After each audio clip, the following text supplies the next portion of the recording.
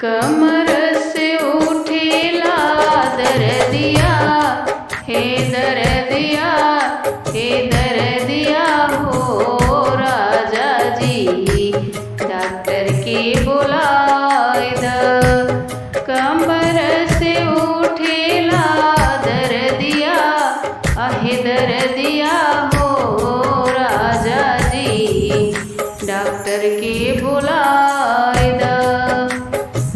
कमर से उठेला दर्दिया, आहे दर्दिया हे राजा जी, सासू के बुलाए द। हमरा बोलवले धानी, हमरा बोलवले धानी, सासू नाही अइहे हो।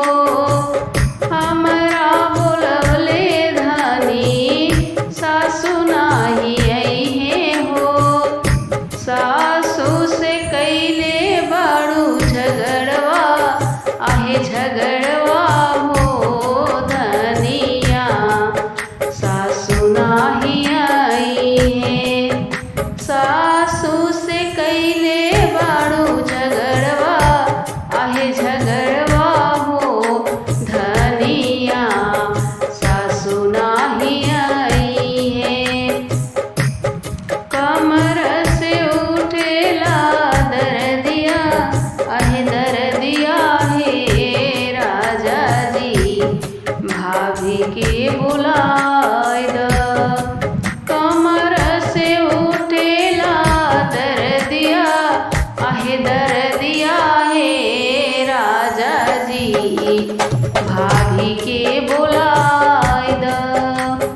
हमरा बोलवले सैया, हमरा बोलवले धानी, भाभी नाही अइहे हो।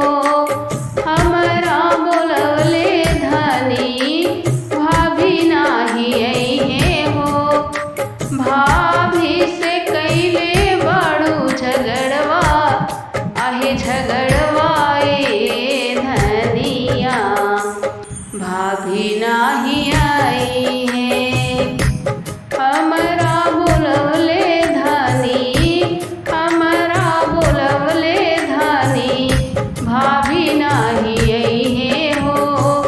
भाभी से कैले बाड़ू रगरवा, आहे रगरवा ए धनिया, भाभी नाही अइहे।